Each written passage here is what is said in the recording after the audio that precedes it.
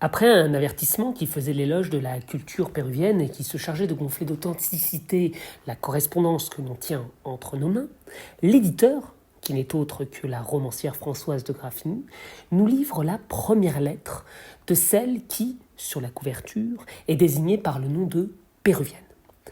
Ainsi que n'importe quelle ligne typique de roman, ces premières lignes font œuvre d'exposition. Il s'agit tout à la fois d'informer un lecteur qui ne sait rien encore des lieux, du temps, des personnages, ni même de leur situation. Et aussi, il s'agit de capter son attention en donnant d'entrée le ton général de l'œuvre. Telle une pièce de théâtre, Françoise de Graffigny fait le choix d'un début in medias res, comme on dit en latin. Elle plonge donc le lecteur de façon directe et fracassante au milieu d'une histoire qui déjà promet d'être pleine d'émotions. Asa, mon cher Asa, les cris de ta tendre Zélia, tels qu'une vapeur du matin s'exhalent et sont dissipés avant d'arriver jusqu'à toi. En vain, je t'appelle à mon secours. En vain, j'attends que ton amour vienne briser les chaînes de mon esclavage. Hélas, peut-être les malheurs que j'ignore sont-ils les plus affreux. Peut-être tes maux surpassent-ils les miens. La ville du soleil, livrée à la fureur d'une nation barbare, devrait faire couler mes larmes. Mais ma douleur, mes craintes, mon désespoir ne sont que pour toi. Qu'as-tu fait dans ce tumulte affreux, chère âme de ma vie? Ton courage t'a-t-il été funeste ou inutile? Cruelle alternative, mortelle inquiétude, ô mon cher Asa, que tes jours soient sauvés et que je succombe s'il le faut sous les maux qui m'accablent. Depuis le moment terrible qui aurait dû être arraché de la chaîne du temps et replongé dans les idées éternelles, depuis le moment d'horreur où ces sauvages impies m'ont enlevé au culte du soleil, à moi-même, à ton amour, retenu dans une étroite captivité, privé de toute communication, ignorant la langue de ces hommes féroces, je n'éprouve que les effets du malheur, sans pouvoir en découvrir la cause. Plongé dans un abîme d'obscurité, mes jours sont semblables aux nuits les plus effrayantes. Loin d'être touchés de mes plaintes, mes ravisseurs ne le sont pas même de mes larmes. Sourds à mon langage, ils n'entendent pas mieux les cris de mon désespoir. Quel est le peuple assez féroce pour n'être point ému au signe de la douleur? Quel désert aride a vu naître des humains insensibles à la voix de la nature gémissante? Les barbares maîtres d'Ialpor, fiers de la puissance d'exterminer. La cruauté est le seul guide de leurs actions. Asa, comment échapperas-tu à leur fureur? Où es-tu? Que fais-tu? Si ma vie t'est chère, instruis-moi de ta destinée. Le roman s'ouvre dans le bruit et la fureur.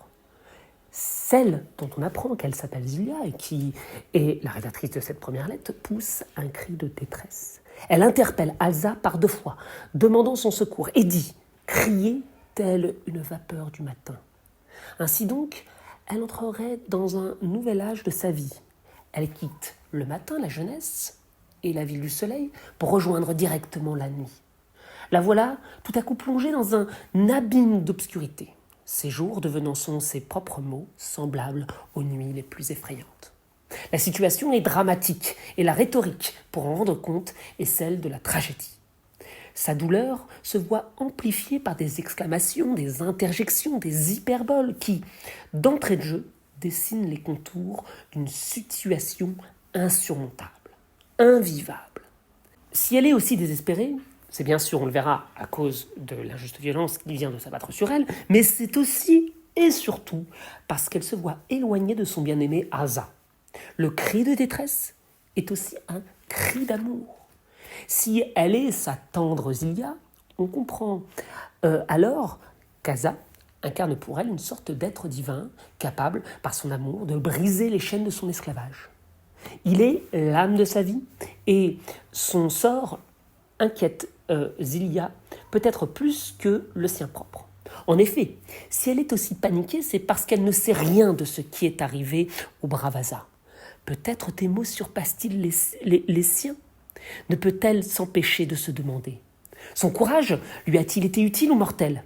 Elle l'ignore, elle en souffre, au point d'être capable de sacrifier sa propre vie pour qu'il ne soit pas décédé. Où est-il? Que fait-il? Quelle est sa destinée? L'esprit de Zilia n'est tourné que vers la pensée de son amoureux, sa survie en dépend. Hélas pour elle, ces chaînes ne sont pas seulement celles de l'amour. Elle n'est pas seulement esclave d'Asa, mais littéralement cette fois, elle est l'esclave de sauvages impies, d'hommes féroces. Ces barbares, aussi terribles que le dieu du tonnerre, qui enlèvent et exterminent, ce sont les Européens. Plus précisément, ce sont les conquistadors espagnols du début du XVIe siècle qui ont envahi et pillé l'Empire Inca. Cri de détresse, cri d'amour. Cette lettre sonne enfin comme un cri de colère. À l'instar de ses contemporains et auteurs des Lumières, Madame de Graffigny s'en prend à la révoltante pratique de l'esclavage. Zilia a été enlevée au culte du soleil, mais aussi à elle-même. Ne pas savoir les causes de son malheur, du fait d'une captivité qui la coupe de toute possibilité de communiquer, décuple son malheur. La correspondance s'ouvre pour dire les mots qui lui manquent, pour recouvrer son langage et donc son humanité, pour faire la lumière là où les ténèbres règnent. D'ailleurs, c'est cette humanité qui manque à ses ravisseurs. En plus de commettre d'affreuses exactions, les colons manquent du sentiment le plus naturel selon Rousseau, c'est-à-dire la pitié. Les larmes de Zilia ne les touchent pas, ils ne sont pas émus par ces signes de douleur, seule la cruauté les guide. La jeune femme résume la monstruosité des Espagnols, leur monstruosité d'âme, en une métaphore, celle du désert. Leur cœur est aussi vide que lui. Heureusement, il n'en va pas de même de celui du lecteur, car l'écriture de Madame de Graffigny l'a tout de suite saisi.